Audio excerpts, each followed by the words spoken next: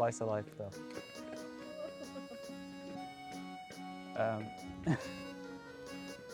gonna stop now. This guy's the star of the show.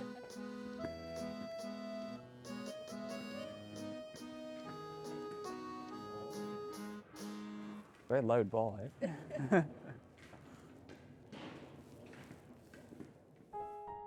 Here at Crow Hill, we're drawn to music that is shaped by place. We believe sound is formed as much by setting as by composition, moulded by cultural context, what surrounds you, and where you're placed in time. I'm Theo, a composer and songwriter, and with Crow Hill, I visited a near and dear place, Paris. Paris's musical heritage is always a source of inspiration for me. Shaped by rebellion as much as refinement, it has long been a city of sonic and artistic contrasts. While a budding composer in my teens, I was introduced to romanticists such as Chopin, impressionists like Ravel and Debussy, and modernists such as Boulez. Each of these figures left an indelible mark on me, but what also struck me was their deep connection to Paris itself. It was a living, breathing influence on their creative lives. As with every episode of this series, my primary wish is to delve deeper. By exploring the composers themselves, I aim to understand why Paris held such a powerful appeal for artists whose styles and temperaments were so different and whose work stretched across generations. Welcome to Adventures in Sound.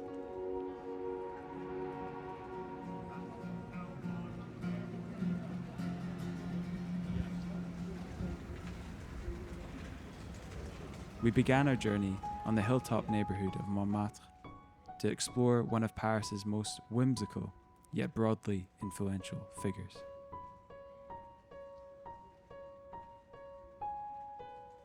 Here I am just off 6 Rue Courtauld, right in the heart of Montmartre. Over a century ago, this was home to one of music's most eccentric and quietly revolutionary figures, Erik Satie. Satie lived here from 1890 to 1898 during a period which many call his Bohemian Montmartre years. At this time, the neighbourhood was a hub of creativity. Loads of artists, poets, and cabaret performers flocked here for the cheap rent and to immerse themselves in the cultural scene. Satie fit right in. In fact, he worked just up the hill at the Chat Noir Cabaret, where he played piano and mingled with symbolist poets. But Satie was never quite like anyone else. He walked around in identical grey velvet suits, 7 of them, and carried a hammer in case he needed self-defense. He referred to himself as a gymnopédiste, which is a term he essentially invented. This period at Rue Courtauld is where Satie wrote some of his most famous pieces, including the Nocienne,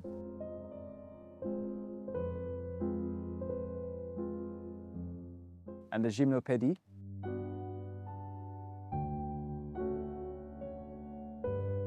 These works were radically simple in a time where classical music was drowning in heavy ornamentation.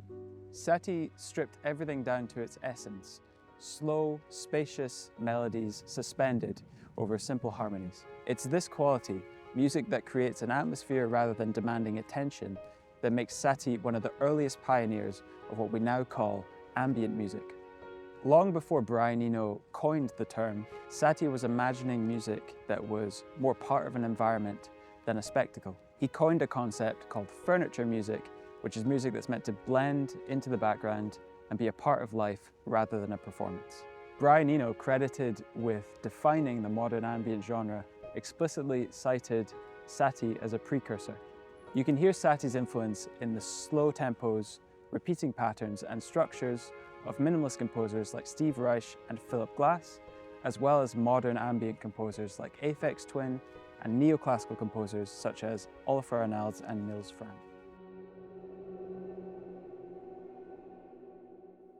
With Satie being the forefather of ambient music, it's only fitting that we explore the contemporary influence he had. Okay.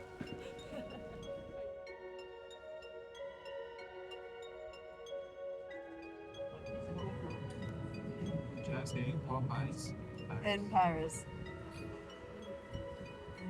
All the pastry shops in the world, and he's in a fucking...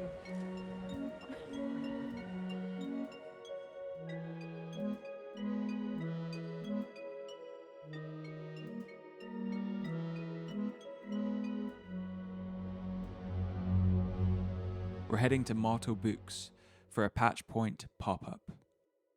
Patch Point is a part synth retailer, part hands-on playground, and part learning hub for electronic musicians. It is deeply rooted in experimentation and education, inviting visitors to actively engage with the gear they showcase.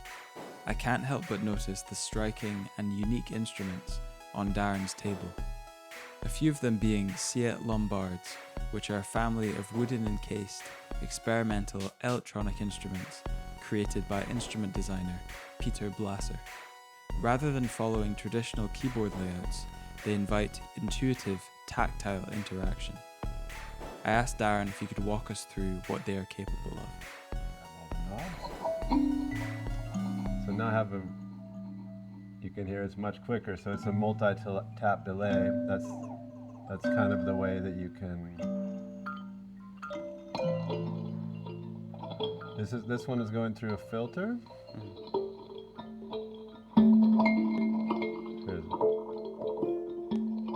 Which you can modulate, and you can do a lot of things.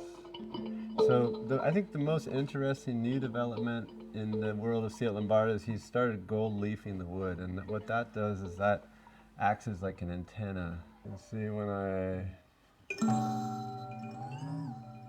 yeah.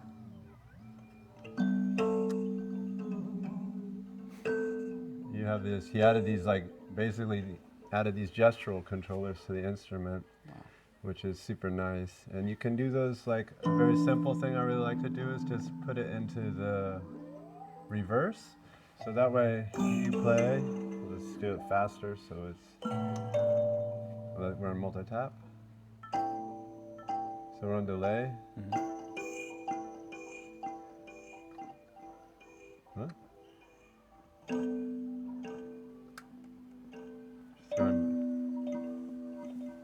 You hear it going backwards? Wow. So it's like a fun way to control the parameters. It's also very smooth. Funny thing I didn't like about it right away was I didn't not like it, but it's funny, like when you push the button, you're always infecting the controllers, so you kind of got to work those into your So it loops when you press the button? Yeah, so when these orange lights are on, that means that it's saving it, freezing it forever. Right. And then you can crank the volume or lower the volume like a mixer. And then that's a good point to go through and show. So basically you have like VCAs on the effects and you have VCAs on the input. So if I grabbed a cable, I could take a VCA. The center section is kind of it's 5 oscillators and they can be linked together. So here, I'll just use it as a basic kind of tremolo effect. Yeah. And they're inverted, and it's hard to hear when you're just changing between each other. But if you took, for example, like sound on the other side, or let's freeze anything.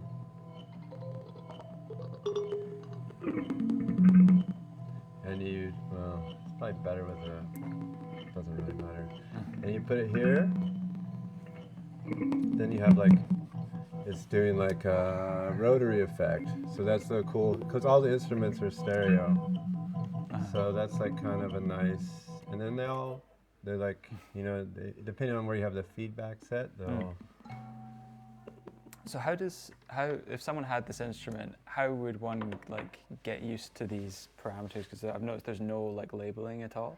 Is it just a kind of trial and error thing, and you find stuff I think that's that's cool? kind of the concept. I mean, there's a lot of community where they're defining the instruments, and he literally tries to explain them the best he can. It's not like an esoteric thing. He's just really trying to explain the instruments the best he can. Yeah.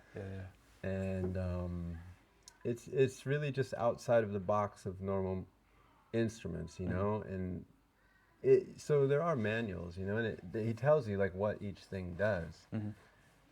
So It's, you know, but there's no Yeah. labeling on the instrument. I think I appreciate that, because then you find stuff that you never would otherwise had it been labeled, you know? Because if you're looking for a particular thing, it's like the labeling helps a lot, but then you'll find stuff that you never would have, you know, usually. Yeah, absolutely. So it's about discovery, I guess, these instruments. Absolutely, and the fun thing with bananas is if you, for example, if you're not thinking about it and you're like, oh, I want to send this also to here, but this is connected to here, then you're also like, Yeah, manipulate, yeah. you know, so sometimes you accidentally do stuff even if you're trying to do stuff, and, Yeah. it can become really nice because when the things are interacting with each other, they kind of make music with each other, you know, like if some envelope from some sound is affecting another sound, it just kind of gives it a nice thing.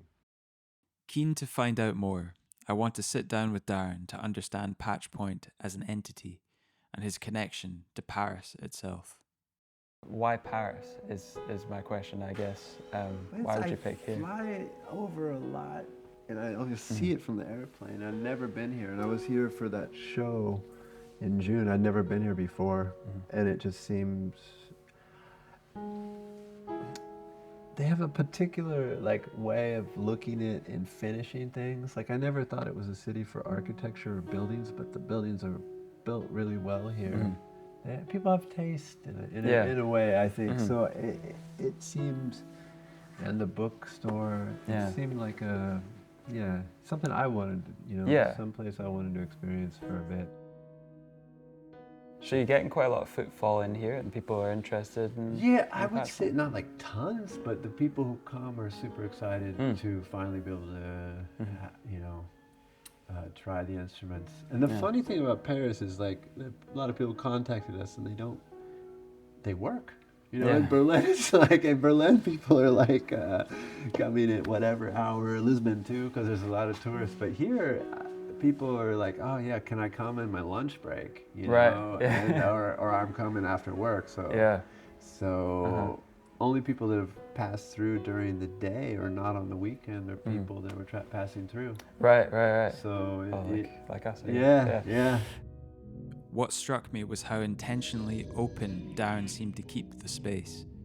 Rather than presenting the instruments as precious objects, Patch Point encouraged me and attendees to touch, test, and play with these remarkable instruments. I was going to ask about this thing. So it's, very cute. I love the bend. Yeah, that boring. Yeah. Thanks to Patch Point and Motto Books for their hospitality. Now we're headed to the first arrondissement to unravel a pretty elusive and introspective character, Claude Debussy. Taking route by the Musée de l'Orangerie. Split life for taro, shitey wee coffee, never shitey wee coffee. Shitey wee coffee. And a crepe. How do you say it?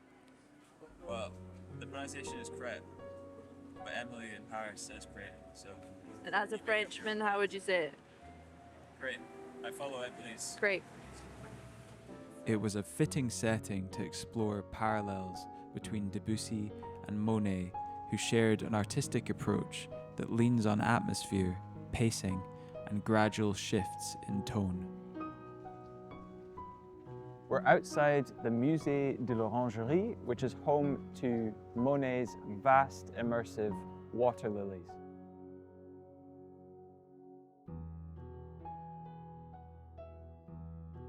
This is a fitting backdrop to talk about how Impressionism didn't just change visual art, but also changed the possibilities of music as well.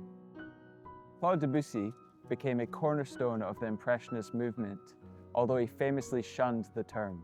While Impressionist painters like Monet and Renoir were dissolving forms into a shimmering light, Debussy was doing the same with his music. Much like these paintings, Debussy's compositions are undeniably ethereal, and he incorporates a lot of close voicings into his compositions, with the melody becoming quite blurred with the harmony. Instead of following the stricter forms and harmonic rules of the Romantic era, Debussy favored more fluid structures, subtle colors and moods, and harmonies that seemed to float and not resolve in a conventional way. He disliked the dominance at the time of Germanic musical forms and once quipped that Beethoven's symphonies were too heavy to float. He often incorporated whole tone and pentatonic scales with ambiguous tonal centers, which potentially originated from his visit to the 1889 Exposition Universelle, where he first heard Javanese gamelan music. He later said Western harmony suddenly felt too engineered compared to the circular, shimmering sound of the gongs. Leaving Debussy behind, the next stop is a Chopin recital at a stunning Art Deco venue.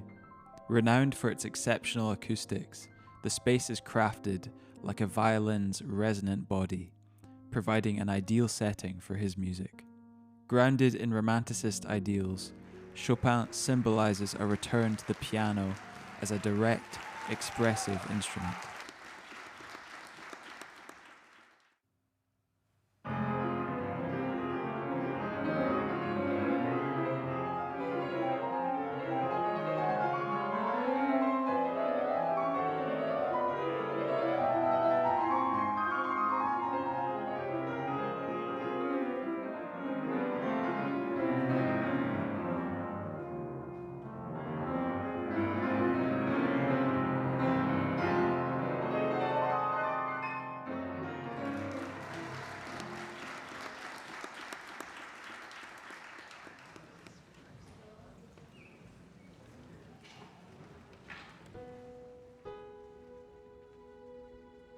Leaving behind the intimacy of the Chopin recital, we're setting off to the Philharmonie de Paris, a space where modern design meets acoustic perfection.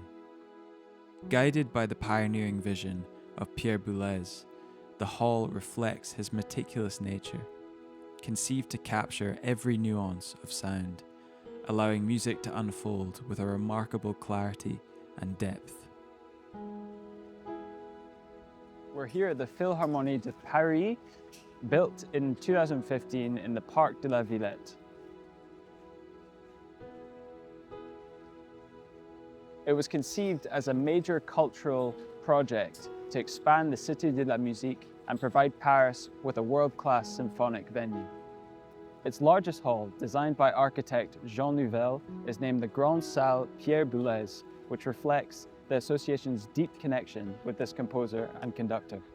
Boulez's musical language is defined by structural rigor, sonic innovation, and the rejection of traditional music conventions.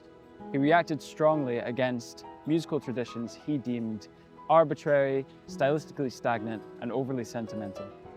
He famously dismissed many 19th century romanticists and even some early modernists as insufficiently radical. This is in stark contrast to Paris romanticists such as Chopin, who valued elegance, emotional nuance, and the ideal of personal expression. Boulez sought to dismantle this through structure, serialism, and abstraction, and a detachment from popular taste.